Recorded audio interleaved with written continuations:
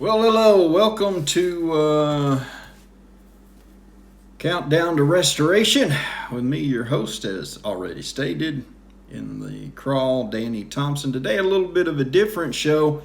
We're going to, be a little more serious today and a little bit of a shorter show. I really had a hard time deciding how to do the show. There's many news stories, many events, many Biden controversies as usual. But today we had the verdict in the Derek Chauvin trial. Most people don't know that name. They know the name George Floyd. And so we're going to kind of highlight the day as it progressed, and then maybe some comments afterwards. We will have a little update, some very curious things about the shooter from Indianapolis, and we will have the inside information because, well, it's always important. But here we go.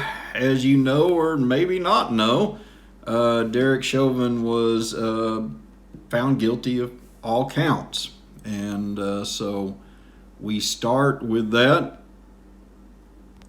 Jury finds Derek Chauvin guilty on all counts in George Floyd murder trial. And I wasn't in the trial. I didn't watch the trial. I've been watching the Biden regime. And so I'm not going to disparage one way or the other. I have some thoughts that I will make known in just a moment, but we will watch as the verdict was read, courtesy of ABC News. Even though we have not permission to use it, I don't think they'll mind in this case. District. State of Minnesota, County of Hennepin, District Court, 4th Judicial District. State of Minnesota Plaintiff versus Derek Michael Chauvin, Defendant. Verdict, Count 1. Court file number 27, CR 20-12646. We, the jury, in the above entitled matter as to Count 1, unintentional second-degree murder while committing a felony, find the defendant guilty. This verdict agreed to this 20th day of April 2021 at 1:44 p.m. Signed, juror foreperson, juror number 19. Same caption, verdict count 2. We, the jury, in the above entitled matter as to count 2, third-degree murder, perpetrating an eminently dangerous act, find the defendant guilty. This verdict agreed to this 20th day of April 2021 at 1:45 p.m. Signed by jury foreperson, juror number 19. Same caption, verdict count 3. We, the jury, in the above entitled matter as to count 3, second-degree manslaughter, culpable negligence, creating an unreasonable risk, find the defendant guilty. This verdict agreed to this 20th day of April 2021 at 1:45 p.m. Jury foreperson 019. Members of the jury, I'm now going to ask you individually if these are your true and correct verdicts.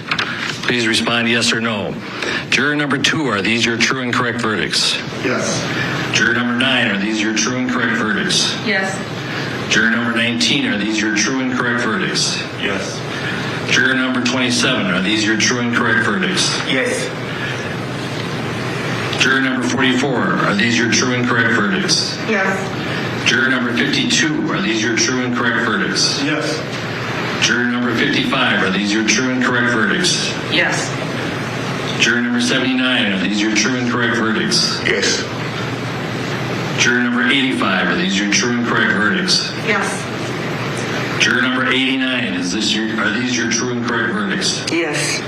Juror number 91, are these your true and correct verdicts? Yes. Juror number 92, are these your true and correct verdicts? Yes. Are these your verdicts, so say you one, so say you all? Yes. Yes. Members of the jury, I find that the verdicts as read reflect the will of the jury and will be filed accordingly.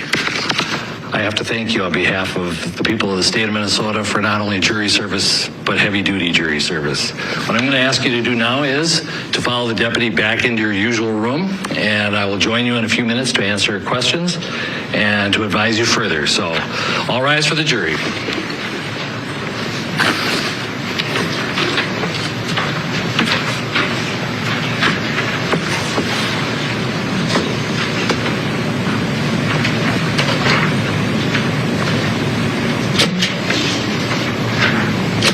seated.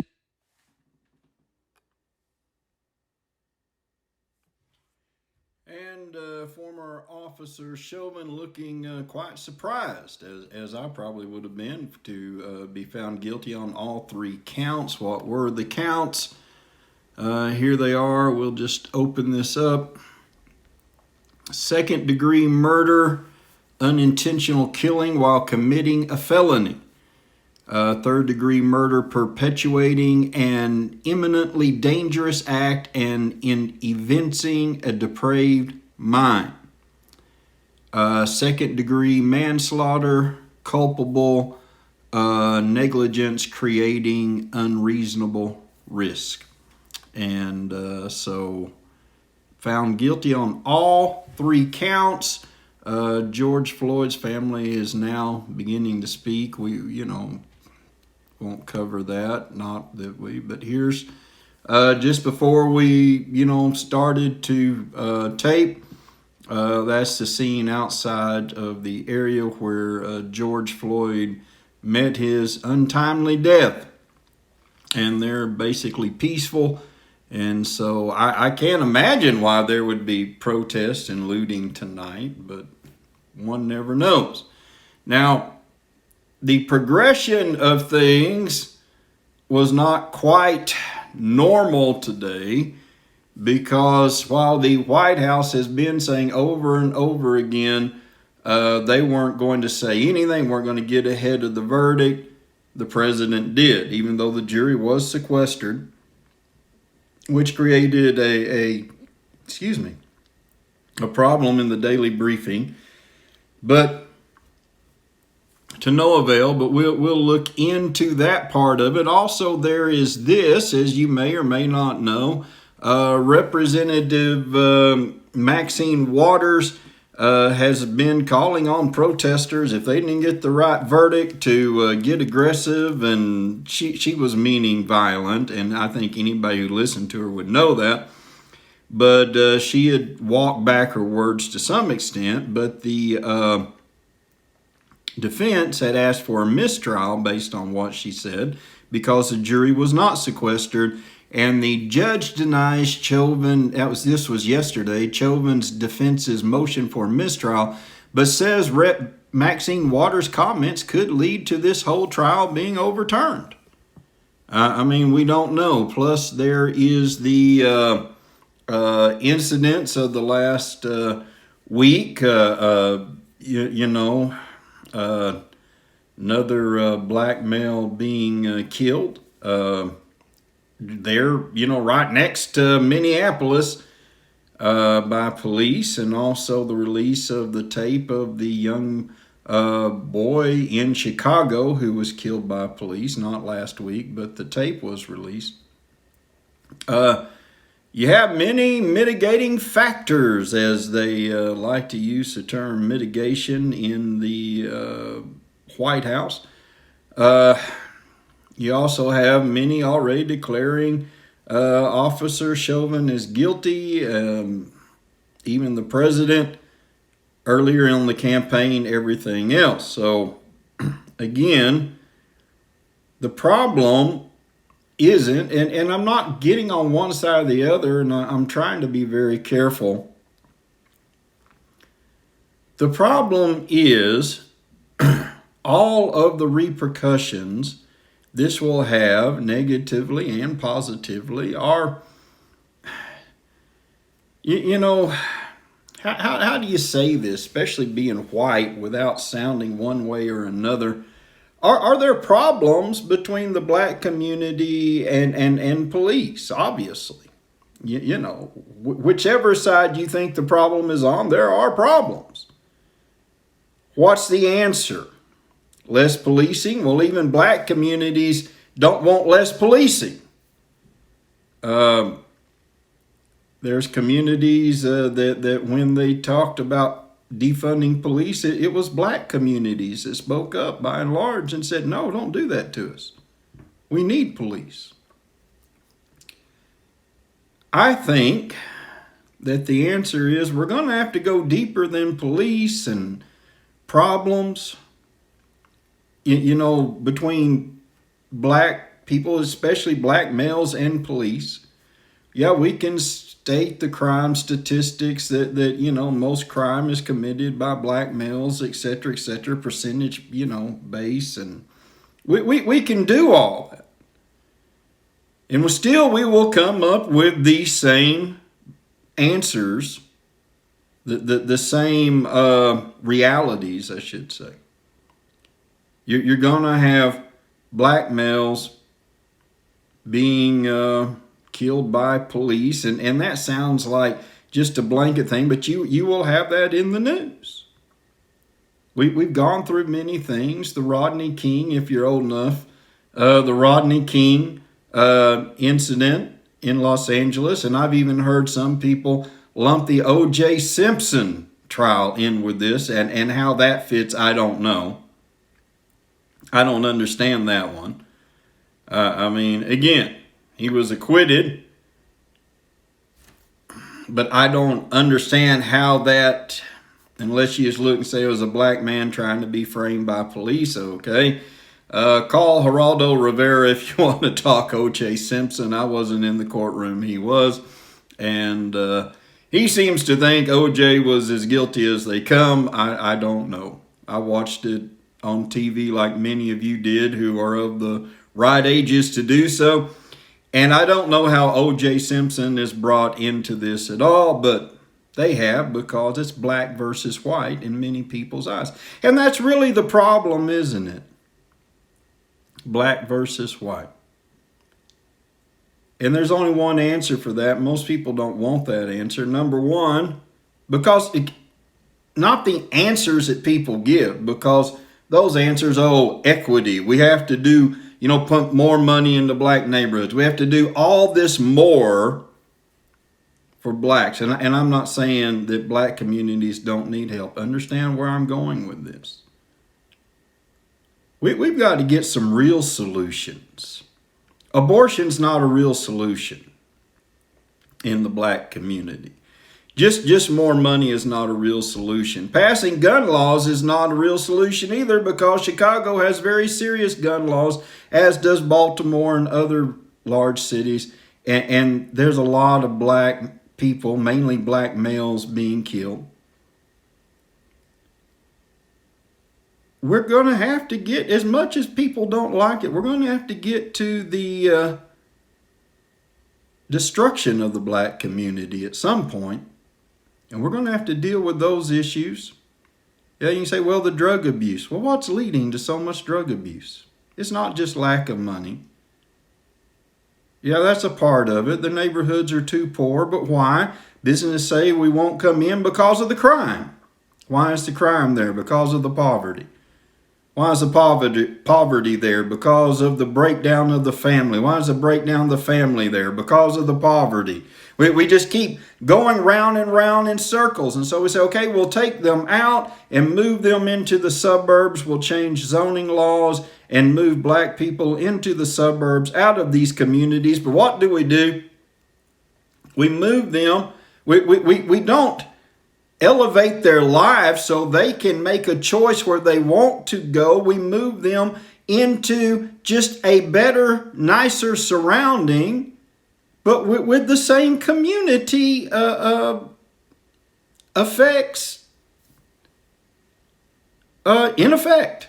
Sorry, I didn't write this out. I'm just speaking. So we never really address what is really hurting. And they say, slavery. And so if we pay them reparations from their time in slavery, then that will take care of it. But again, you can take someone out of the community, but you can't always take the community out of someone.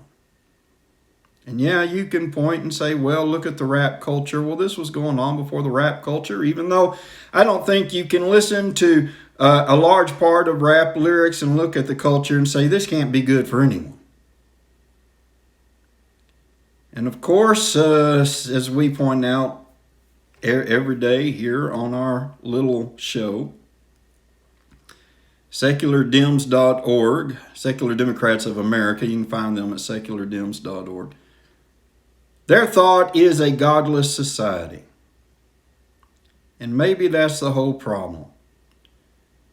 Maybe in the federal government stepping in to take care of all problems and create equity and everything else, and everybody pouring money in, and everybody saying, no, we can do it this way and that way, and whether you think it's the CIA that allowed the drug trade or just however it happened, all of these factors converge, it seems, on steroids in the black community.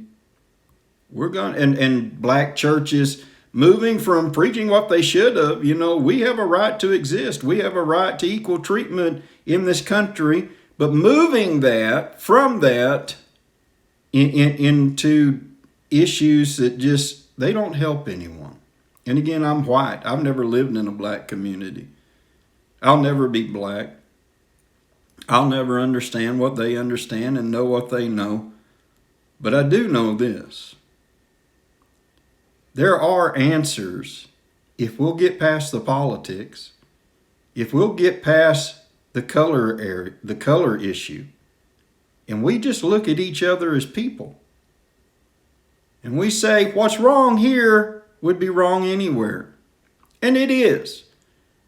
And the same things are affecting white families, my family included. We're no different.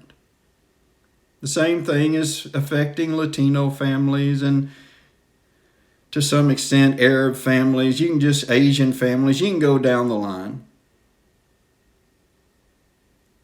But as long as you just look like, well, that's a color problem. No, it's a people problem. And politicians, when they get involved, they don't make it any better. When churches leave their mission, they make it worse themselves. When the whole world looks and says, oh, we've got to excuse, and I'm not talking about blame. Understand there's a difference, because excusing and blaming, that they're not always on the same page. To stop excusing doesn't mean that you start to blame. Because I don't know what you say to a young girl who was raised by a young girl who was raised by a young girl. They got pregnant by a guy that left. They got pregnant by a guy that left. They got pregnant by a guy that left. Oh, that's your fault. I don't know how you say that to her. I don't know what you say to a young boy whose father wasn't around, but whose big brother was a gangbanger, and now he's a gangbanger. I don't think you say blame. I don't know what you say to someone who their family is trying in a horrible community, and yet they see that the others that are out breaking the law and running and using drugs, they seem to have more fun, they seem to have some money, etc. I think you got to get past blame. But you can take away the excuses. You can say, all right, you can keep going this way and excuse it because that's all you knew, or we can work together and maybe help you out of this. George Floyd was in Minnesota to start a new life. That's the reports. The other reports are he wasn't doing real well on starting that life. COVID didn't help. We talk about the cost of the lockdowns, etc. Well, this is part of it. He lost his job at the Salvation Army because of COVID lockdowns. Did that contribute to this? We don't know. What was he doing with a counterfeit 20? We don't know. How long had he been on drugs? Was he back on drugs? We don't know any of this. And if you watch the trial every day, maybe you do. I don't know. But we know this. There are problems in our society. And neither Democrats nor Republicans are going to come up with the answers. We cannot expect police to come up with the answers. That's not their job. Their job is to enforce the law. Was Derek Chauvin trying to kill George Floyd? Well, only he really knows. I don't know. He's been found guilty. And everybody can breathe a sigh of relief and say, okay, towns weren't burned down, more stores weren't looted. We're glad.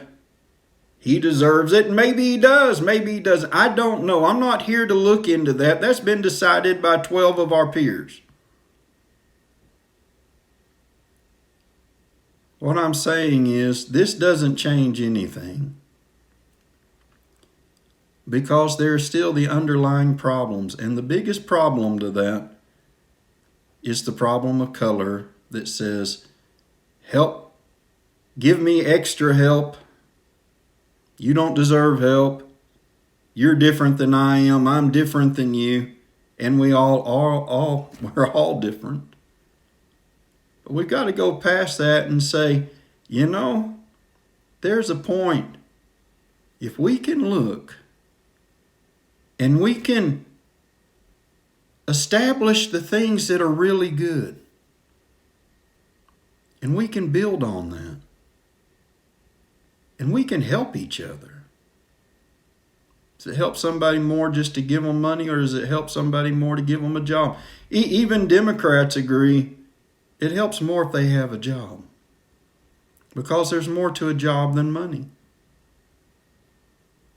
What do you do if you're a mother and you need a job, but you got 4 or 5 kids and you can't afford daycare? Somebody's got to provide that daycare. There are some solutions we can do if we'll just look and say it makes sense. But we can't be in the excuse business. And we can't be in the blame business. All that's doing is killing our country, destroying our kids. We need better schools in black neighborhoods. We need better schools in white neighborhoods. You say, what? Because we need them to teach, to educate, not to drive home theories and liberal this and conservative that. Just teach. Teach math. Math isn't racist. Teach science. Teach English. Teach history. Correct history. Don't sugarcoat it. Don't whitewash it. But don't overemphasize things just because it's politically correct. And let's teach people there is an answer. And churches, get back to your job. Teach salvation. Teach a God that hears our prayers and will help. Teach a God that sent his Son for us all. Red or yellow, black or white, we're all precious in his sight. And teach that there's answers that life lived in certain ways will bring. And you know what? With that, you're going to have some policing of some type. And if we get the bad people out, you say, oh, there's too many in prison now. Yes, there is. But as long as you keep that neighborhood drug infested, as long as you keep that neighborhood crawling with crime, what can anyone do? So we end up right back at the same point, don't we? Minorities versus police. Until we can just look and say, we've got to do the hard work, the true solutions. That's where we're always going to be. That's all there is.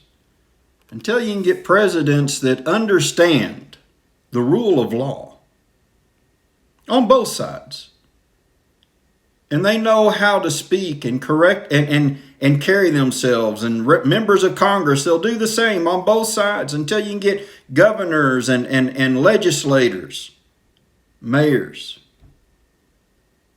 Till every mayor can tell every police chief, no riots. Do what you have to do. You're not going to get to these answers. The White House has been over backwards the last week or so, saying we want a safe place to protest, knowing it would be a riot if the right decisions didn't come. Until we can shut some things down, we're not going to get to these answers. Every police department in the country knows the major drug suppliers and the major drug houses in their community. And yet they're still there. They blame prosecutors. They blame this. Some of them are there because they're snitches. Some of them are there because they're protected one way or another. See, the real corruption isn't what you see in the violence. The real corruption is what is happening behind the scenes that keeps the criminals on the streets.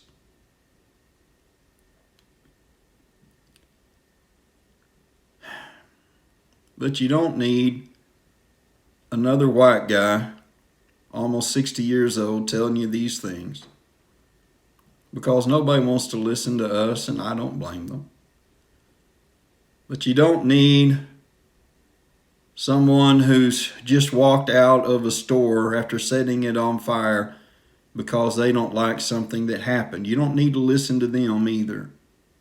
Oh no, we have to hear their frustration. No, they gave up that right when they set fire to some place that has nothing to do with it. Or they beat someone up who had nothing to do with it. See, we've got to make those distinctions. You don't have to listen to me, but let's make the right distinctions. There's a lot of differences. But there's one thing I think we really all want. We just want a place where you can live, as Martin Luther King said, and so many borrow it, where you're not judged on your color, but on the content of your character. But see, we don't allow that any longer in this country. We've already said, if you're white and you're this way and that way, your character's bad. And if you're liberal and if you're this and that, your character's good. I wouldn't dare speak for Martin Luther King Jr. I'm not speaking for anyone. Saying until we can get down to certain baselines and say it all applies evenly. Equal justice under the law. We're not going to get anywhere. And we're just going to continue to see things slip away. And eventually we're going to do, and I'm not saying that's what was done, but I'm saying eventually we're just going to do whatever keeps things peaceful. Except there's a point that won't work. And then the government will come out and say it doesn't matter anymore, it's gone too far. I feel very sad for the family of George Floyd. Somewhere there's a family for Derek Chauvin, and they didn't know when he went to work that day his life was going to change. I still don't think in his mind he did anything wrong. And maybe that's a problem too. See, there's all these unknowns, and yet we make our decisions and we decide based on so many prejudices. And yet in the end, whether we like it or not, we end up living by these prejudices. Whether yours or mine or a combination, that's what's controlling us. Why don't we just let go?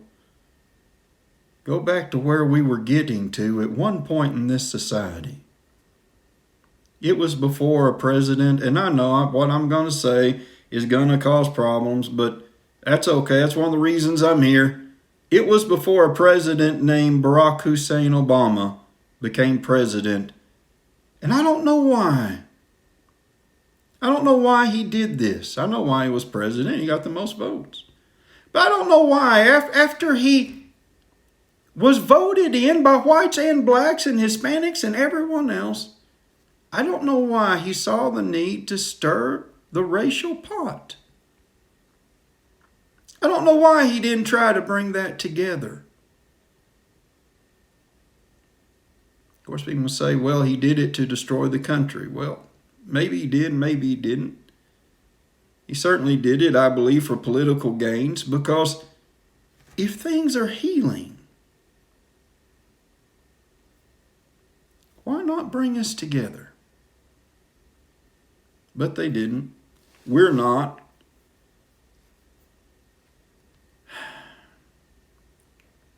The media is certainly culpable. That they mischaracterize everything on every side. They'll treat you as their hero, and then they'll turn against you. They know when they look at something and report it with the wrong slant on it. They know that. But I'm telling you, you can't keep lifting up villains and have it come out right. I remember back, was it in the summer, people in Baltimore, I read an article, what had happened before. Said they'd worked so hard to finally get a drugstore in their area, and they begged people during the riots, don't trash the drugstore. We won't have one. It was trashed, it was burned, it was looted. And they were right. They no longer had a drugstore because the drugstore company wouldn't rebuild. You can't lift up the villains, but you can't ignore the problems. And I know there's enough people in this country that can come together and make real solutions. But you got to take out those that want to profit by it. And you can't coerce people. There's no solution through coercion. You're going to have to let people live. We're going to have to realize there's just some people, they're going to be racist one way or the other. They're going to hate people because of their color. They're going to mistrust people because of where they live. That's just going to happen. But we can work on society as a whole, which I'm confident, excuse me, is much better than the way the media portrays us. Anyway, that's just my thoughts. They're not black or white or brown or yellow or anything. They're just people thoughts, I think. And maybe if enough of us can just think that way, we can find some solutions. Somewhere there's a child in a very bad neighborhood who's scared to go to school. We can take the child out of that neighborhood, put him in a better school. That's fine. But why can't we go do something about the neighborhood? Why can't we bring some people of a different color into that neighborhood and say, we want to help? Not look down on you, we want to help you. I don't know. I pastored a church once. Somehow, it wasn't intentional, it just happened. It was just the thing to do. We ended up in a nearly all-white church with a lot of black little kids in the back of the church that'd come on Sunday mornings and Wednesday nights. Some Hispanics, but it was mainly black. A lot of the white people in the front part of the church didn't like that. They wouldn't give to support it. I never understood that. They didn't want the black kids in their white church. They wanted them help, but they didn't want them there. I still don't understand that. I don't care what color you are. You have a right to be where the rest of us are. But sometimes, on the other end of things, because of the way society is, because of history, we white people are going to have to earn the trust of others. And you can't do that by standing at arm's length. Back during the summer, my wife and I were at the capital of Florida, in Tallahassee. We walked past a lot of black people that were protesting because of the death of George Floyd. We walked up to the Capitol steps and we began to pray. And the leader of the group came up to us. He was trying to look as radical as possible. And he said, "Can I pray with you?" And the three of us joined hands and we began to pray. A lot of his people were looking on. They didn't like it. But the three of us prayed. We'd never met each other. We were just there. And he said, "I believe in prayer. My family believes in prayer." I don't know what became of him. We didn't communicate after that. We tried, but I think he probably changed his cell phone number. But one moment we came together And if we can make those few moments into many moments, we can get somewhere. But till then, we're just sat here and ruled by politicians who have no thought of anything.